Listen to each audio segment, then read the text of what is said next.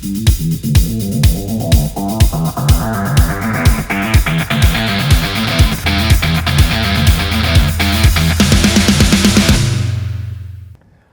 to the Biker Protocol channel. My name is Hollywood with Black Patch, MC here in Las Vegas. And I am Picasso with the Eagle Riders MC, also here in Las Vegas. So we got a funny story, but I'm going to let Picasso, because he's the one who brought me and the club I roped him into this craziness. Yeah, the club we did a video not long ago about different officer positions, specifically about the PRO, the Public Relations Officer, and why it's important to maybe think about, if you don't have one in your club.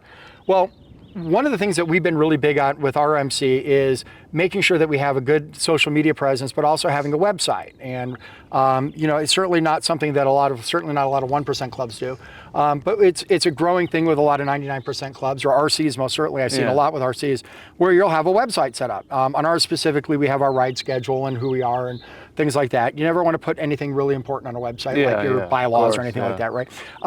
But you know, so we've had this website, and so because we're active on social media, people find us. And so over the course of several years, our club has been featured on numerous reality shows, documentaries, a whole bunch of things. So it's kind of funny. Regular Sons of Anarchy. Yeah, I know, right? But it's funny because it's like, you know, but now when people come to Vegas and they're looking for a motorcycle club and they start going into Google, they find us. And the next thing you know, we're on some TV show. We were just recently on a documentary series out of Croatia, of all things, and that was pretty cool. Yeah, that was pretty neat. And so, these are things that happen when your club starts to get a little bit known, right? And it's good for recruitment, and it's fun, and it is a lot of fun. But we've done some of these things where we've had to film out in the middle of the Nevada desert in the summer and all these things. But one of the craziest ones that we ever did, and so, we got a contact from a producer for, it was a new Gordon Ramsay show. Evidently, it was a show that was big in Europe. They were coming to America to film a season over here. And so they contacted us. They wanted a whole bunch of bikers to help out with the scene of this series that they were doing. Now, by the way, I think it's worth noting, in case you're unaware, reality shows are not real. No. I know this may come as a shock to a lot of people, but they're all pretty much fake. No way. Right? I mean, not all of them, but pretty much all of them. They're all staged or fake. Or I've been on a few aside from the club. They're all fake. So the thing that happened was they contacted us and said, listen, Gordon Ramsay's going to be coming to the area. We were looking to film a scene with a bunch of bikers. Can you guys help us out with this? I said, well, how many bikes are you looking at? And they wanted a lot. So we had some of our guys on the week they were filming were unavailable, we're working, we're out of state, bikes down, whatever. So I was like, hey, I got a great idea. Let's call Black Patch. They can help us out with this. So this is kind of one of the ways that we first kind of started doing stuff together. And so I called them up and I said, hey, Hollywood, how would you guys like to get in on this thing? And they were like, yeah, let's do it. So they came along and it was a blast. But I will frame, first of all, I'm going to provide a link right up here. You'll see the link to the video right on top of me. We'll also post it in the description. We can't put the video of our segment of the show in this because our channel will get a strike, right? Copyright, but I can link to it. So you'll find the links to it all online. So you can watch the segment, right? But the show essentially was about Gordon Ramsay and a bunch of his chef buddies are moving all through the southwestern United States, and they're traveling state to state in this crazy RV and having all kinds of, you know, shenanigans and adventures, and, you know, and it's all fake and staged and scripted and all this, right? Okay. So we knew this going in. So we were like, we said yes to all of this. Like, you know, hey, let's do it. It sounds like a lot of fun. The reality was a little bit different, right? It was very hot. It was, yeah, we have a car behind us. This is kind of funny. He doesn't know where he's going. So the whole experience was a much, that's even funnier that we just have odd people behind us now. So let me tell this story because I think it's kind of funny. Like I said, we brought it up a couple times. Okay, so we go out to film this thing in the Arizona desert. They weren't really in the Las Vegas area. They want to film it outside of a small town called Kingman out in the northern part of Arizona. Wasn't it like kind of on the way out to Grand Canyon? Yeah, it's on the way to the Grand Canyon, right. So they wanted to film it out there, and it was it was August, if I remember. Yeah, it was the hottest time of the year. Hottest time of the year. And they're like, yeah, we just need you guys outside for a little bit. It'll be easy and everything. All right, great. So we ride out there. It's about a 2-hour ride to get to where we're at. And they were filming out originally at a dude ranch out there. It was like a big ranch. It was a working ranch in the middle of the Arizona desert. You wouldn't think it was there, but super nice people. I guess they're friends of Gordon's. They own this ranch, and so they filmed out there. And so we came riding in, and they were filming at the ranch when we arrived. And they're like, "Yeah, you guys got to wait in the middle of the heat for an hour." It's like we're production. If you ever work background on a production, don't expect to be doing much but sitting around. You're sitting around more than anything, really. Yeah. So so we get out there, and so we waited and waited. We finally get over to the ranch, and they fed us. Gordon actually made us lunch, which was kind of cool. That was actually pretty neat. And so the time came for filming. So the directors had kind of an idea what they wanted, and they had multiple vehicles, multiple cameras, drones up. They had everything. Yeah. But like I said, you got to understand, all this stuff is staged. They don't have budget to take things for chance. So part of the thing with the whole script was, him and his guys are in this RV and they pull out of the ranch, and they cut off a whole bunch of crazy bikers, right? That's us.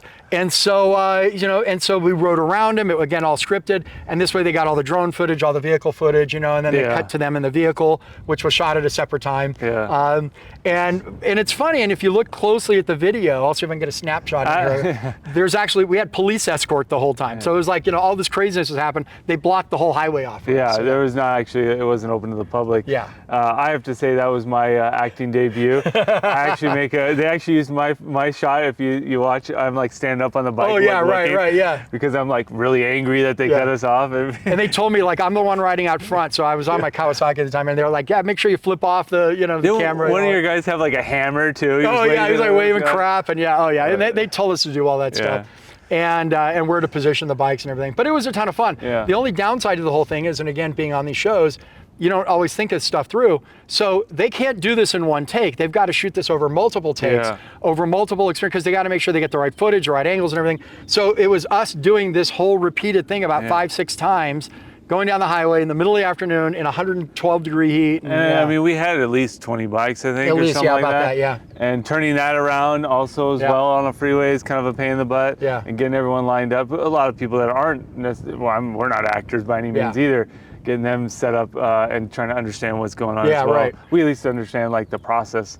That was fun. I enjoyed that a lot though, regardless of being hot as heck. Oh yeah, no, it was quite the experience, and we got a chance to meet Gordon and the whole thing. But the thing that was interesting too is that a lot of times they can find actors that just happen to ride motorcycles. The reason they sometimes reach out to clubs is because they know we know how to ride in formation. Yeah. They know that like I can do the communication between production because we work in the video industry, right? So I was instructing our club, like, okay, here's how we need to do it. Here's where they want us. Here's why they're doing it the way they're doing it. These are the signals they're going to send.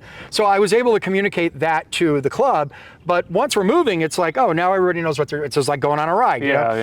Except we were doing it at like 20 miles an hour down the highway.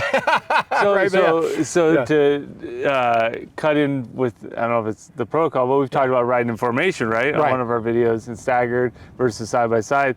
It's just funny because the whole premise of this movie or the show was he cuts off the bikers.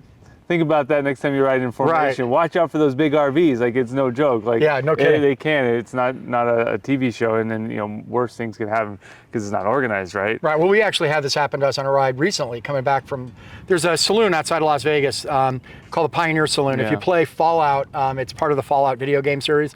They use that as like a background for the video game, right? But we were coming back from there, so there's a tourist feature out in between there and Las Vegas. It's called the 7 Magic Mountains. It's basically a bunch of giant painted boulders. It's kind of weird, but it's become a tourist attraction.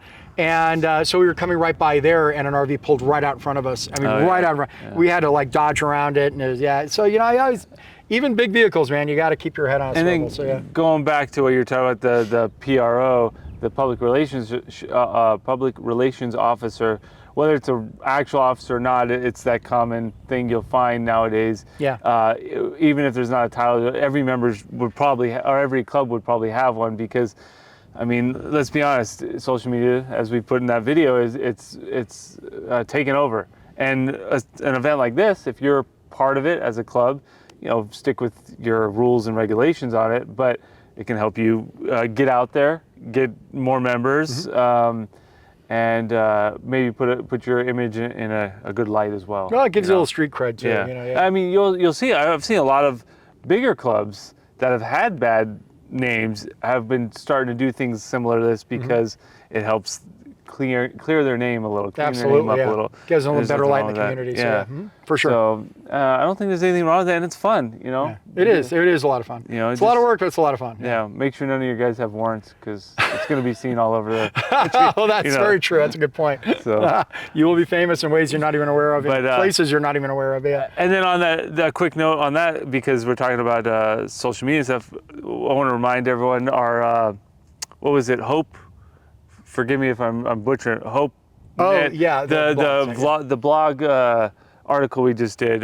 We got interviewed by an organization that I'll put the wrote link in the a description. whole Yeah, we mentioned it on one of the other videos yeah. too, but yeah, we just got a whole blog written about it. It was really nice, actually. Yeah. It was cool to actually put something in writing and have time to think about it instead of ramble like I'm doing right now in front of the camera. So That's all good.